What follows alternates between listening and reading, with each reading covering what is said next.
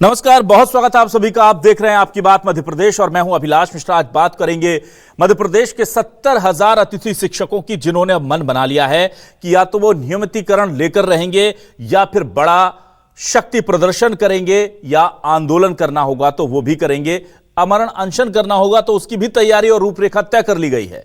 कह दिया गया है कि बस कुछ दिन और उसके बाद सरकार देखेगी हमारी ताकत को। अगर नियमितीकरण नहीं किया जाता है या कम से कम हरियाणा मॉडल लागू नहीं किया जा सकता है। यह हरियाणा मॉडल क्या है, क्यों मांग कर रहे हैं अतिथि शिक्षक नियमितीकरण की, जब उनके नाम में ही अतिथि लगा हुआ है। इन्हें मेहमान बता दिया गया था स्कूल शिक्षा मंत्री के द्वारा कभी, और अब इन्हें जाहिर सी बात है कि नियमितीकरण की उम्मीद क्यों है, क्या जायज आधार है, वैलिड आधार है इनके पास जिसके लिए ये मांग कर रहे हैं। इन्हीं तमाम सवालों के साथ शुरू करते हैं आपकी बात।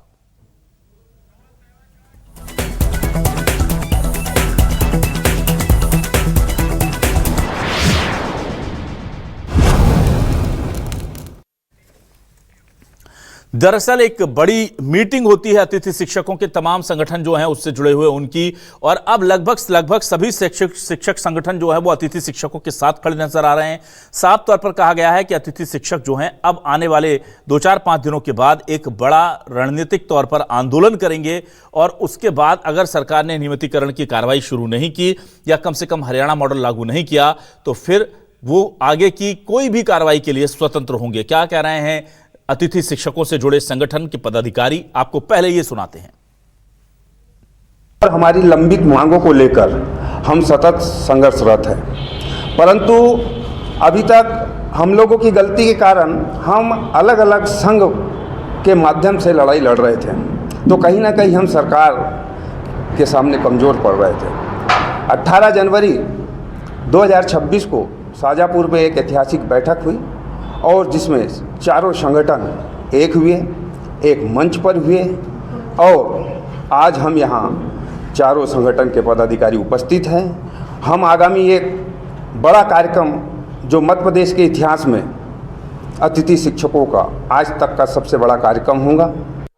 संगठन कहने को चाह रहे हैं, ये प्रशासनिक अधिकारी जो है ये समय समय पर हमें 4 रूप में बताते हैं, परंतु चारों संगठन की मांग तो एक ही है कि अतिथि शिक्षक का भला हो, जो मध्य प्रदेश के कोने कोने में। ये प्रशासनिक अधिकारी जो दाएं बाएं हम लोगों को घुमा रहे हैं, उनको बताने के लिए हम चारों प्रदेश अध्यक्ष एक मंच पे फिर बैठ गए, और हमारी जो मांग पत्र है हमने उनको जिले में ज्ञापन के माध्यम से अवगत करा दिया गया है कि आप बोल रहे हैं कि चारों प्रदेश अध्यक्ष अलग अलग मांग है, तो ऐसा कुछ नहीं है मैडम। हम लोगों ने जो हमारी मांग रखी है वो एक ही मांग है कि अतिथि शिक्षक जो अल्प मानदेय पर विगत 18 वर्षों से यहाँ पर जो शिक्षा विभाग की अंतिम कड़ी में काम कर रहा है, उसको आज तक आपने भविष्य सुरक्षित नहीं किया, और बड़े बड़े मंच पे आकर बोलते हैं कि हम 70,000 80,000 अतिथि शिक्षकों की वैकेंसी निकाल रहे हैं। तो हम चारों संगठन उस बात का भी खंडन करते हैं, उसका विरोध करते हैं कि आप नई वैकेंसी तब निकालें जब ये अतिथि शिक्षक जो आज तक आप लोगों ने लगा रखे हैं इनका भविष्य सुरक्षित करें।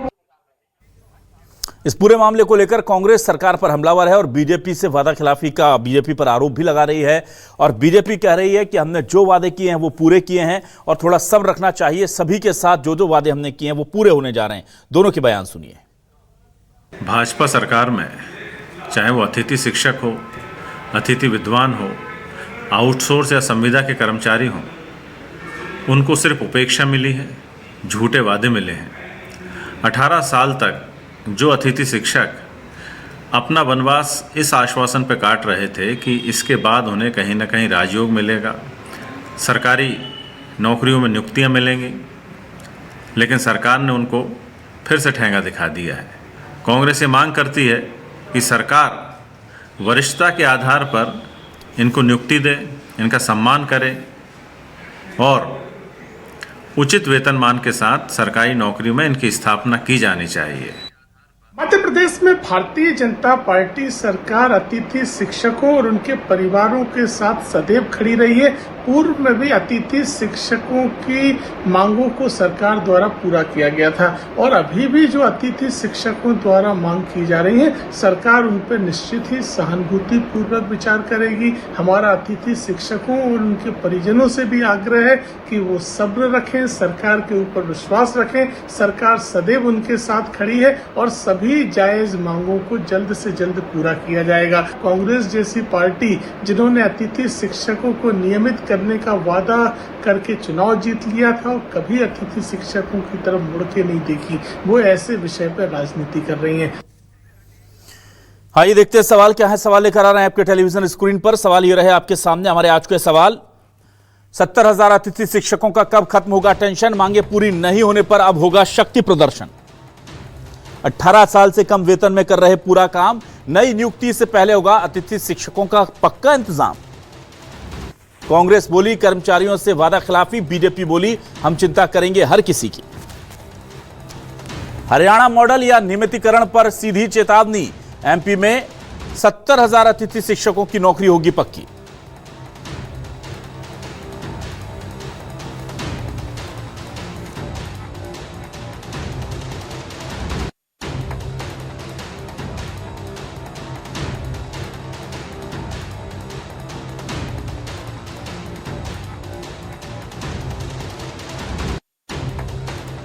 अपने खास मेहमानों का मेरे साथ जुड़ गए हैं कुछ खास मेहमान। सीधे रुक करता हूं और तारुफ करा देता हूं अपने दर्शकों का उनसे। मेरे साथ आज बीजेपी से वरिष्ठ नेता प्रवक्ता ब्रिज गोपाल लोया जी जुड़ गए, उनका बहुत स्वागत करता हूं। मेरे साथ आज कांग्रेस से जुड़े हैं वरिष्ठ नेता प्रवक्ता उमेश त्रिपाठी जी, उनका भी स्वागत करता हूं। संजय गुप्ता जी वरिष्ठ पत्रकार हमें ज्वाइन कर चुके हैं, उनका भी स्वागत करूंगा। और आज हमारे साथ केसी पवार प्रदेश अध्यक्ष अतिथि शिक्षक संघ जुड़ गए हैं, उनका भी बहुत स्वागत करता हूं। सबसे पहले केसी पवार जी आपके पास आता हूं। पवार जी मुझे ये बताइए कि ये जो पूरा का पूरा आपका जो आंदोलन था, 4 संगठन अब एक हो गए हैं कहा जा रहा है, ये एक बड़ी चीज है, लेकिन अब इसमें क्या नई धार आएगी? क्योंकि तो शिक्षा मंत्री कह चुके हैं अतिथि तो मेहमान होता है, उसको कैसे हम पक्का कर दें, तो आपको उम्मीद क्यों है, क्या आधार है आपकी मांगों का?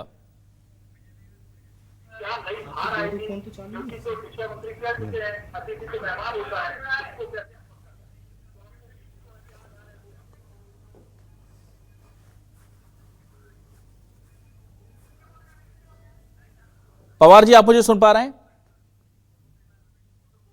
पवार जी तक लगता है मेरी आवाज नहीं पहुंच रही है। पवार जी आप मुझे सुन पा रहे हैं या नहीं? ठीक है, चलिए मैं जल्दी से उमेश जी आपके पास आने की कोशिश करता हूं। उमेश जी, अतिथि शिक्षकों को पक्का किया जाएगा या नहीं, ये स्थिति अभी भी साफ नहीं हो रही है और अब वो कह रहे हैं कि हम महाआंदोलन करेंगे, क्या कहेंगे आप?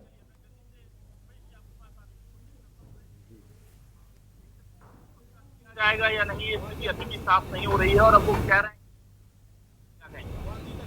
देखिए, भारतीय जनता पार्टी का शुरू से जो उद्देश्य रहा है वो ये रहा है कि प्रदेश में जो नवयुवक युवतियां हैं वो उचित शिक्षा प्राप्त नहीं करें। यदि लोगों को शिक्षा प्राप्त नहीं होगी तो अपने मुद्दे सरकार के विरुद्ध खड़े नहीं करेंगे। आज स्थिति ये है कि पूरे प्रदेश में 1.25 लाख के आसपास शिक्षकों की कमी है। प्रदेश में 13,000 स्कूल ऐसे हैं जहाँ पे मात्र 1 शिक्षक हैं। तो जब भारतीय जनता पार्टी की मंशा ही नहीं है कि प्रदेश के बालक बालिकाएं नवयुवक जो है उचित शिक्षा प्राप्त करें, तो उनका कहीं से मंशा नहीं है कि वो अतिथि शिक्षकों को नियमित करें, उनको सुविधाएं दें, उनको उनका उचित मानदेय दें।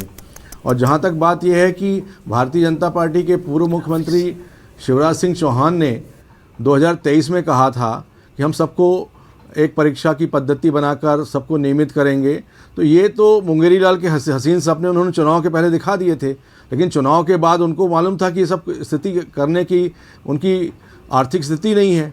आज मध्य प्रदेश एक नंगा भूखा प्रदेश हो गया है, जहां हर महीने सरकार लोन लेती है अपने कर्मचारियों को पैसे देने के लिए। हमने जो है गुरुजी लोगों को सर्व शिक्षा अभियान, राजीव गांधी शिक्षा मिशन के माध्यम से जोड़कर उनको नियमितीकरण किया था। और जब प्रदेश में शिक्षा प्राप्त करने में बहुत कठिनाई थी, तब हमने गुरुजी लोगों को मानदेय देके उनको नियमित रूप से प्रदेशवासी बालक बालिकाओं को शिक्षा देने की व्यवस्था की थी। आज स्थिति ये है कि भारतीय जनता पार्टी किसी स्थिति में ये नहीं चाहती है कि शिक्षकों की भर्ती हो, जहाँ जहाँ पर स्कूल भवन नहीं है वो भवन वो हो।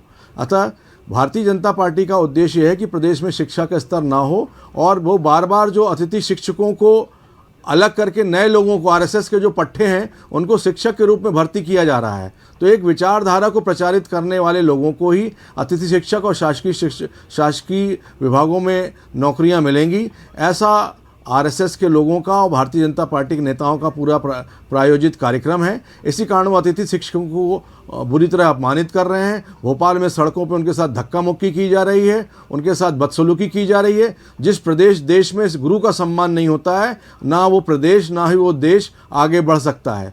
इसलिए मैं तो निवेदन करूँगा राजनीतिक दल से ऊपर उठ के, चूँकि अतिथि शिक्षक भी गुरु हैं और सिर्फ एक दिन शिक्षक दिवस के दिन उनका सम्मान करके कि वो हमारे गुरुजी हैं, ऐसा नहीं। जो समाज को गुरु का सम्मान करना चाहिए। और मैं भारतीय जनता पार्टी में समझदार लोग भी हैं कुछ, उनसे निवेदन करूंगा कि यह अतिथि शिक्षकों का जो धरना प्रदर्शन चल रहा है इसको शीघ्र अतिशीघ्र समाप्त कराएं, अन्यथा पूरी कांग्रेस पार्टी अतिथि शिक्षकों के साथ कंधे से कंधा मिलाकर उनकी इस लड़ाई में उनके साथ है।